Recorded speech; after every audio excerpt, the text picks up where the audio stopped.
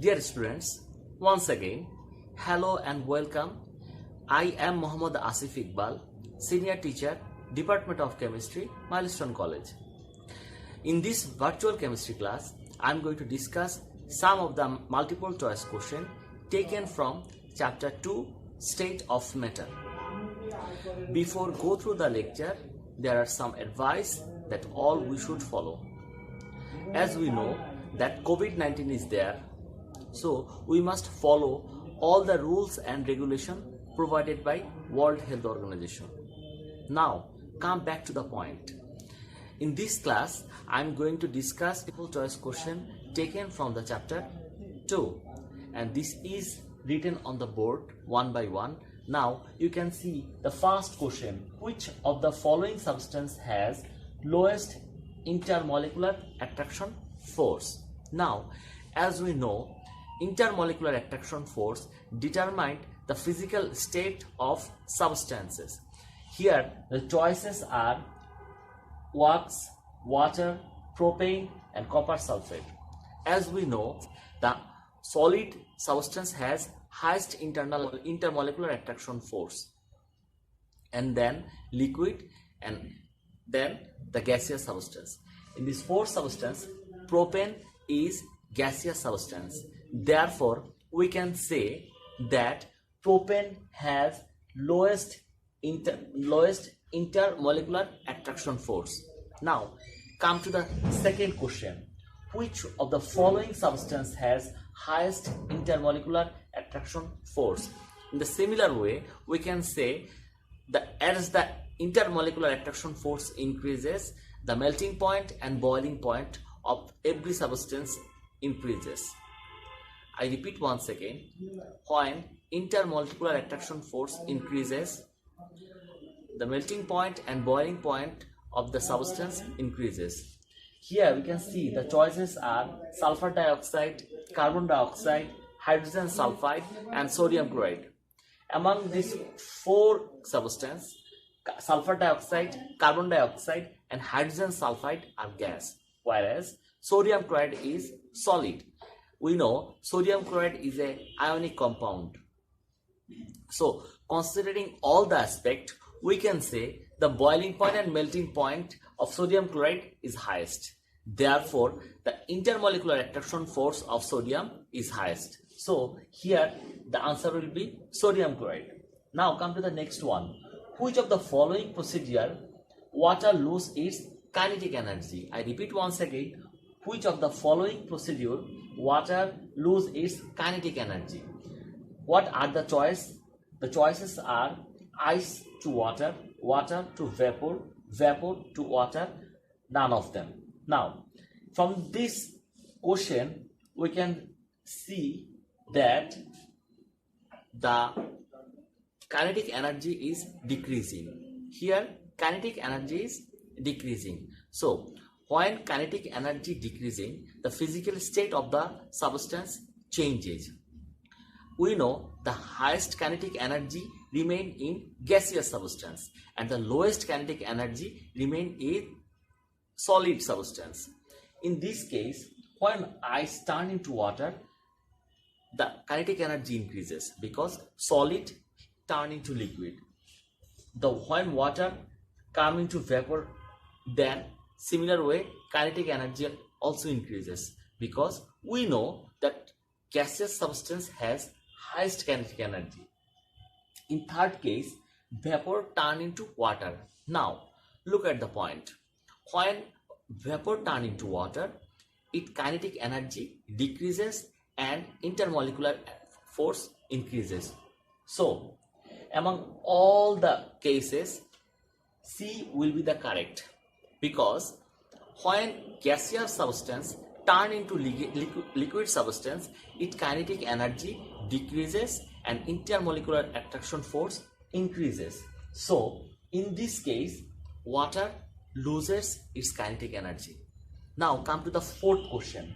Which one is spontaneous process? So, what is spontaneous process? Spontaneous process is such kinds of process where anything take place automatically or without any hindrance or without any assistance. I repeat once again, when any procedure or any system or any work take place without any assistance, without any help, this is known as spontaneous process. So here we can see the choices are diffusion, effusion, boiling and sublimation. Among these four choices, we can take diffusion, because in sublimation we need to apply heat. In boiling process, similarly we need to apply heat. In effusion process, we need to put gas in high pressure and we need a fine pore where gas can be go through. But in diffusion process, it is complex or spontaneous process, because in diffusion any substance spread in solid and liquid substance. Now question number 5, which substance has highest diffusion rate in liquid media at room temperature? And the choices are solid substance, liquid substance, gaseous substance, equal in every state. Equal in every state. Now students, come to the point.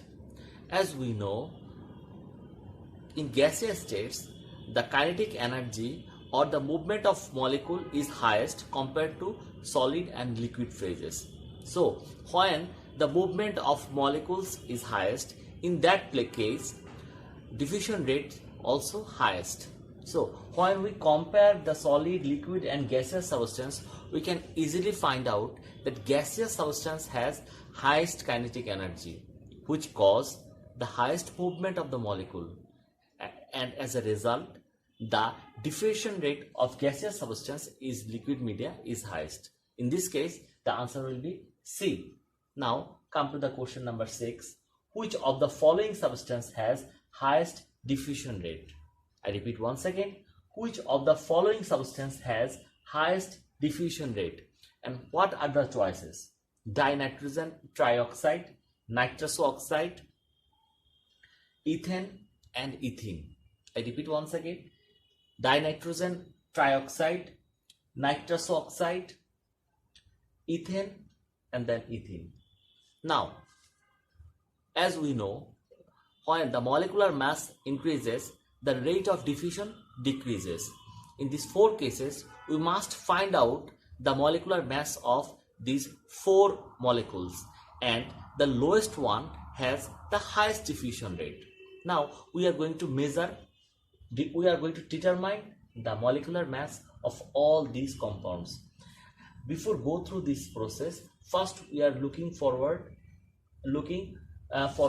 which molecule has how many number of atoms. If we compare these both molecules, we can see the molecular mass of dinitrogen trioxide is higher than nitrous oxide. So we must find out the molecular mass of nitrous oxide.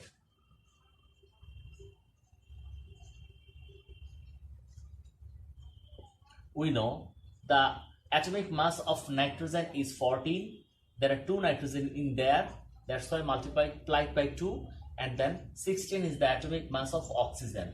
So total sum of 28 plus 16, that means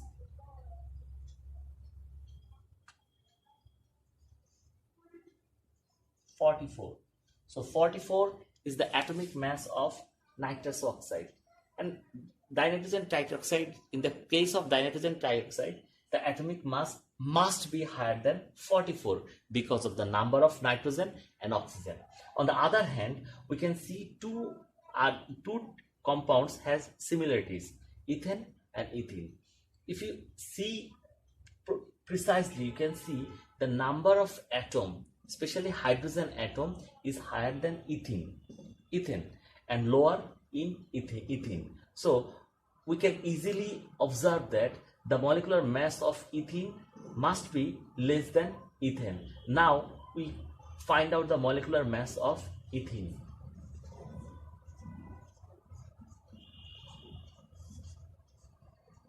We can see there are 2 carbon present in here. The atomic mass of carbon is 2, multiply by 2 plus 4 hydrogen in there, 4 4 hydrogen in here, and the atomic mass of hydrogen is 1. Now 24 plus 4 is equal to 28. So we can see that ethene has the lowest atomic mass with all the choices. We can see between nitric oxide, dinitrogen trioxide and nitrous oxide. Nitrous oxide, atomic mass of nitrous oxide is lower than nitric oxide, and between these two the atomic mass is lower in ethene. So by calculating two of the atomic mass of two different compounds, we can find out that ethene has lowest atomic mass, and that is 28. Therefore the highest diffusion rate is ethene. So ethene has the lowest atomic mass, therefore ethene has the highest diffusion rate. Now come to the 7th question. Which gas is used in vehicle as a fuel? We know that the gas which we use as fuel in vehicle is known as CNG, or compressed natural gas. The main component of compressed natural gas is methane. So in this case the correct answer will be 1, A. The correct answer will be A. Now question 8. Which process take place when gas is spreading after opening the valve of cylinder? I repeat once again. Which processes take place when gas is spreading after opening the valve of the cylinder? Now what are the choice? Initially effusion, then diffusion. In the first case, firstly diffusion, then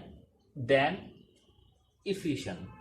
Second case, effusion and diffusion take place simultaneously. Only diffusion take place. Now come to the point. When we open the valve of the cylinder, the gas is coming out with huge pressure through a fine pore, which is known as effusion.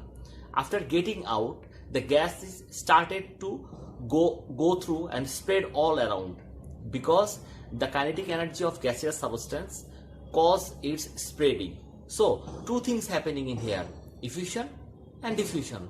So in this case the first answer, where we can see initially effusion then diffusion, will be correct.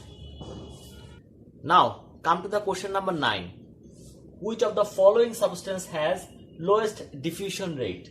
And the choices are ammonia, oxygen, methane and fluorine. As we know that when the atomic mass or molecular mass increases, the rate of diffusion decreases. So we must calculate the molecular mass of these molecules, and then we can find out the diffusion rate. First come to the ammonia. The atomic mass of ammonia will be 14 plus 3, that means 17. Then oxygen. We know the atomic mass of oxygen is 16. In oxygen molecule 2 atoms are present, therefore 16 into 2, which stand for 32. Now methane. As we know, the atomic mass of carbon is 12 and 4 hydrogen are present in here. That means 4 multiply 1. 1 is the atomic mass of hydrogen. Now it stands for 16. The last one is fluorine. We know the atomic mass of fluorine is 19. 2 fluorine atoms are present in fluorine molecule. Therefore, the atomic mass of fluorine is 38. Now, from this calculation, we can find out that the highest molecular mass which fluorine has, or fluorine has the highest molecular mass. Therefore, the diffusion rate of the fluorine will be lowest. Now, come to the question D. What types of substance is wax? What types of substance is wax? And the choices are hydrocarbon, carbohydrate, inorganic, element. We can deduce the element because wax is not an element. Now inorganic, no. Wax is formed by carbon and hydrogen. So this is not an inorganic compound. Now two are remaining, carbohydrate and hydrocarbon. the food which we actually take are carbohydrate. So wax cannot be carbohydrate. Then only option remaining is hydrocarbon. So this is one kind of hydrocarbon. Now come to the question 11. What is the melting point of urea at 1 atmospheric pressure? I repeat once again. What is the melting point of urea at 1 atmospheric pressure? The choices are 133 degrees Celsius, 143 degrees Celsius, 233 degrees Celsius and 243 degrees Celsius, and the answer will be 133 degrees Celsius. Now, which one of the following is sublime element? Now, what are the sublime element? The element which turned from solid to gas after applying heat are known as sublime element. So here are the choice: naphthalene, ammonium chloride, carbon dioxide and iodine. One thing is very special in here. Every choice is sublime substance, but only iodine is element. Therefore, the answer will be iodine. Iodine is sublime element. Now, come to the 13th question. What is the melting point of sulfur at 1 atmospheric pressure? I repeat once again. What is the melting point of sulfur at 1 atmospheric pressure? And that is 119 degrees Celsius. So the answer A will be correct. Now come to the question number 14. When does liquid turn into gaseous form? I repeat once again. When does